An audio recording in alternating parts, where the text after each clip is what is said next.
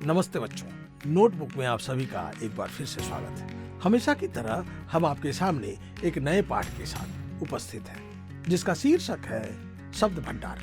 बच्चों, किसी भी भाषा का अपना एक शब्द भंडार होता है। जिस भाषा का शब्द भंडार जितना ज्यादा समृद्ध होगा, वह भाषा उतनी ही अधिक विकसित तथा उन्नत होगी। इस पाठ में हम पर्यायवाची शब्द, विलोम शब्द, वाक्यांशों के लिए एक शब्द, अनेकार्थक शब्द तथा समश्रुत भिन्नार्थक शब्दों के बारे में जानेंगे। तो आइए इसे हम विस्तार से जानते हैं। दिवाकर अपने नाम का अर्थ ढूंढ रहा था। अलग अलग किताबों में उसे अपने नाम के कई अर्थ दिखाई दिए। उसने जब शिक्षक से पूछा तो उन्होंने बताया कि एक ही नाम को अलग अलग तरह से पुकारते हैं। इसे ही पर्यायवाची शब्द भी कहा जाता है। पर्यायवाची शब्द समान अर्थ प्रकट करने वाले शब्द पर्यायवाची शब्द कहलाते हैं। इसके द्वारा हम किसी खास शब्द के भिन्न भिन्न अन्य नामों को भी जान पाते हैं। इनके कुछ उदाहरण निम्नलिखित हैं। अंबर, आकाश, आसमान, गगन, फलक, नभ। अंबु, जल, पानी, नीर, वारी। अंबुज, कमल, पंकज, नीरज, जलज आदि।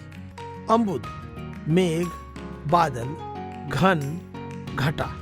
बबलू बहुत ही शरारती बच्चा था। वह सारे काम उल्टे करता था। उसे कहा जाता पूरब जाओ तो वह पश्चिम जाता था। इन्हीं उल्टे अर्थ वाले शब्दों को विलोम शब्द कहा जाता है।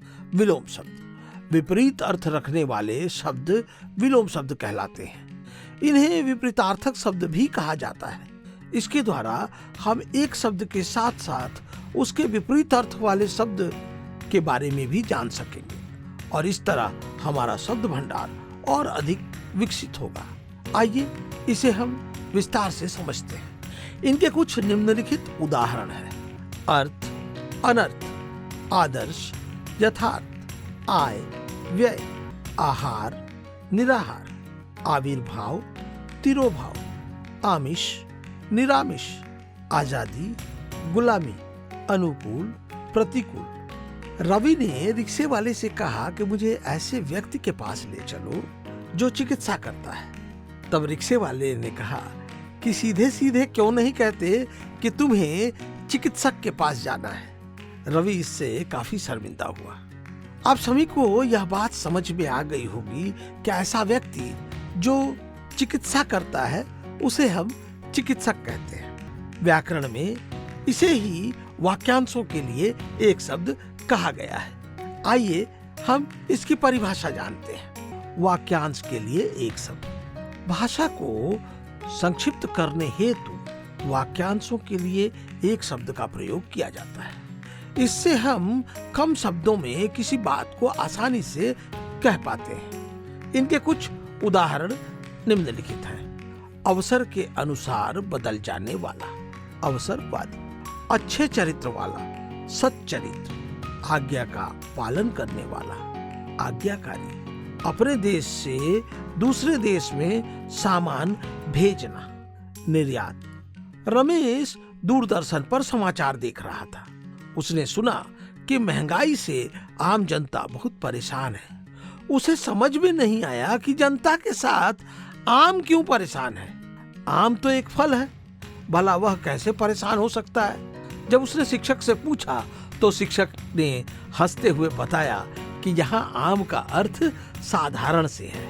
इसे ही अनेकार्थक शब्द कहते हैं। आइए इसे हम विस्तार से समझते हैं। अनेकार्थक शब्द, जो शब्द एक से अधिक अर्थ देते हैं उन्हें अनेकार्थक शब्द कहते हैं। किसी भी शब्द के अलग अलग संदर्भ में अलग अलग अर्थ निकलते हैं। इसके द्वारा हम किसी शब्द को कई अर्थों में प्रयुक्त करना सीख पाते हैं। इनके कुछ उदाहरण निम्नलिखित हैं। अरुण, लाल, सूर्य, सूर्य का सारथी। आपत्ति, विपत्ति, संकट, ऐतराज।